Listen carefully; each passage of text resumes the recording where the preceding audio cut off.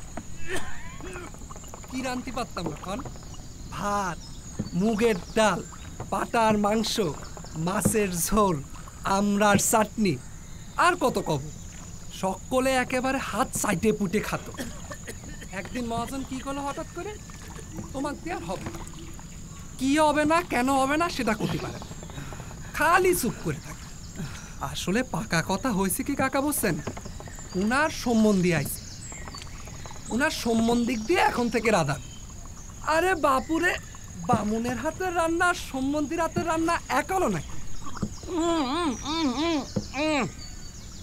রাখো দিদি বাপু রাখো দিদি কি করছো কাকা আমি না তোমার কলাম আমার থাকার জায়গা নেই তিন কুলে কেউ নেই বামুনের সন্তান রান্না বাড়া করে তোমাকে খাওয়াবো তুমি তোমার সঙ্গে আমাকে নিয়ে চলো এবার নিজের পথ নিজে দেখো নিজেরই আজারে ঝামেলা আমি শিখরে বসেছি হ্যাঁ এই বাড়িতে নিয়ে যাবো রাখো তাহলে রাখলাম তোমাকে যে আমি এত করে কলাম আমি বামুনের সন্তান আমার থাকার কোনো জায়গা নেই আমাকে কটা দিন তোমার সঙ্গে রাখো তুমি কি আমার কথাটা কোনোভাবেই শুনতে চাও না নামো বাপু নামো এই এ কাকা আমি যে তোমাকে কলাম যে আমার তিন কুলে কেউ নেই নিজেরই শতক ঝামেলা আবার তোমার একটা উস্কো বোঝা নিয়ে আমি কোথায় যাব একটা বামুনের চাওয়ালে তুমি বুঝা করছো কাকা নিজের পথ নিজে দেখো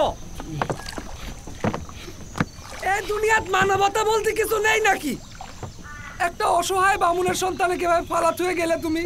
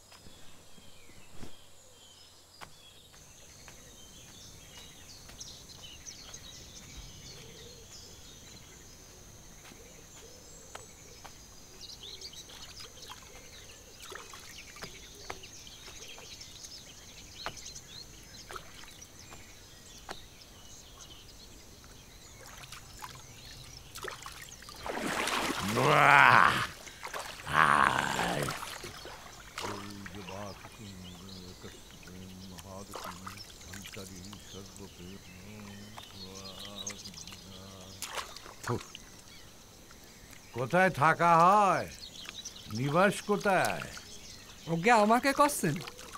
আমার চতুর্দিকে তো কেউ কোথাও নেই, তোমাকেই করছি। আগে আমার নাম মানবেন্দ্র ভৌমিক, বামুনের সন্তান। নিবাস কাশীপুর, জেলা যশোর। তাই এইখানে আসা হয়েছে কেন? কুটুম্ব আছে নাকি? আগে না, আমি কোনো কুটুম বাড়ির আসি নেই। চাকরিটা চলে গেল, তারপর চাকরির সন্ধানে আপনাদের গ্রামে আসিছি। এই গন্ডগ্রামে এসেছ চাকরির সন্ধানে? ভালো করেছো, বেশ ভালো করেছ। হ্যাঁ, পাওয়া তো যায় না, কখন কার ভাগ্যে কোথায় কি লেখা আছে সেটা তো সে একমাত্র ভগবান জানে। বামুন সন্তান, বেশ বেশ ভালো। তোমাকে দেখে আমার খুব মায়া হচ্ছে। তোমার মুখ দেখে তো মনে হচ্ছে সারাদিন কিছু খাওনি। চলো আমার সাথে, আমার ঘরে চলো, দেখি তোমার জন্য কি করতে পারি।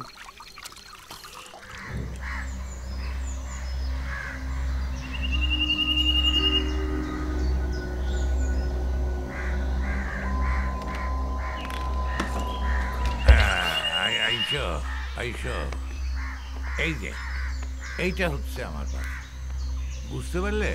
দাঁড়াও, আসতে দাঁড়াও।